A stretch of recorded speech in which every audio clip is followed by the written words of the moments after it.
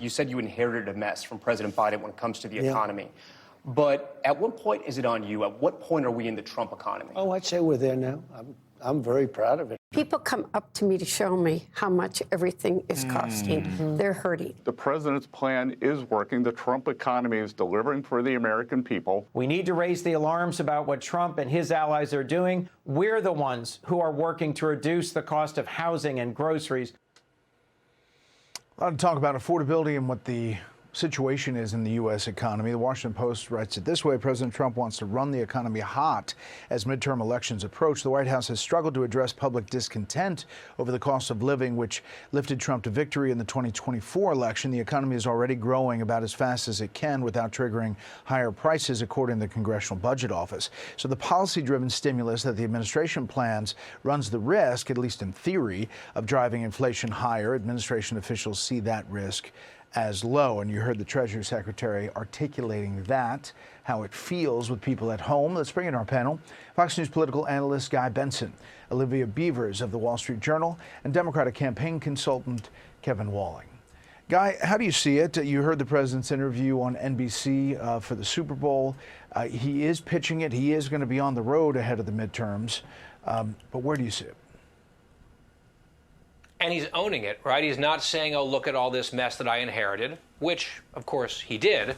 But he's saying this is my economy now. And he agrees with voters on that point. Poll after poll now shows that the general public assigns economic outcomes, fairly or unfairly, to this president.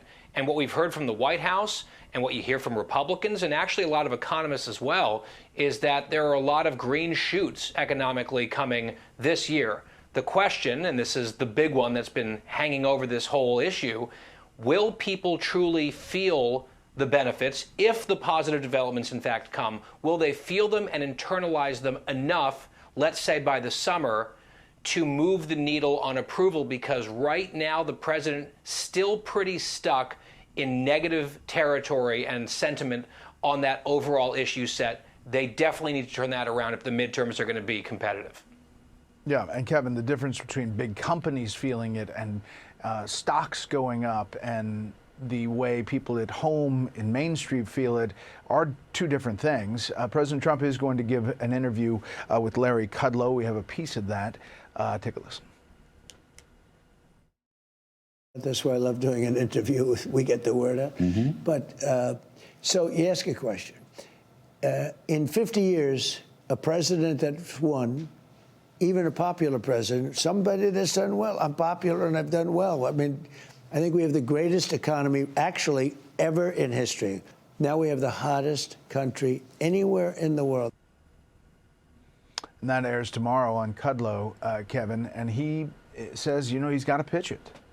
Yeah, Brett, he certainly has to pitch it. And to Guy's point, there is a short runway now, just the next couple of months to set in people's perceptions of the economy over the summer heading into the midterms. And there is a disconnect when you look at the polling, whether it be our own Fox News polling or other polls out there, in terms of how Americans are feeling about the economy and the stewardship of the economy under President Trump. And you look at those consumer confidence numbers as well that we're seeing at record lows over the last 20 years or so. So it is incumbent on this administration. I think they do have some time to turn around that narrative and really highlight some of the things like no tax on tips and things like that the president and the Treasury Secretary have been out there doing. But take it again from the guy who tried to sell Bidenomics for 4 years to the American people on this network. If people aren't feeling it in this country, it's going to be a rude awakening for Republicans come November. Yeah, you have a unique perspective and take on that. Olivia, there are Republicans out there, some political watchers who are sending up flares about the midterms. One of them is Karl Rove. Take a listen. The Republicans cannot take the Senate for granted. They've got to worry about it. And again, the economic messaging can not only be from the White House. The Republican candidates themselves, whether they're in office or trying to get in office, have to have a concerted attention to this, and they have to have the right messaging and the right attitude. Thoughts? Well, I think that the economy is always one of the biggest issues. And as we were saying earlier, the president needs to patch the difference between what he is claiming is the best economy and what the voter perception is. But he also, Republicans and lawmakers just generally, they need to be careful about whether they're following what he tends to do sometimes is cherry picking the best economy. I remember previously said, I think last year, that if the economy is bad, it's the Biden economy. If the economy is good, it's the Trump economy. Republicans need to be paying attention to the economy like you saw in Virginia, like you saw in New Jersey. It's the kitchen table issues that tend to help them win. So I totally understand what Karl Rove is saying here. Meantime, Congress is inching closer to another partial government shutdown. Guy, here's some of the back and forth. When I say that Democrats offered exceedingly reasonable proposals and have the support of the American people, I'm not exaggerating. We already funded ICE. There's so many other aspects of America's well-being that the Democrats are willing to put at risk just to make this point. The ball is in the court right now of the Republicans. We got to talk about things that are reasonable and achievable. Do you expect the Department of Homeland Security to be forced to shut down on Friday? I absolutely would expect that it's going to shut down. And you think, Guy, about the last shutdown, 43 days, that had an effect on the economy as well. It did. Now, this would be a very partial shutdown, right? Because congressional Republicans have overwhelmingly actually done their jobs and passed the appropriations bills. And so this would be a narrow shutdown of a slice of the government, but still one that can absolutely impact travelers, people that are hit with natural disasters, for example, with FEMA being impacted by this.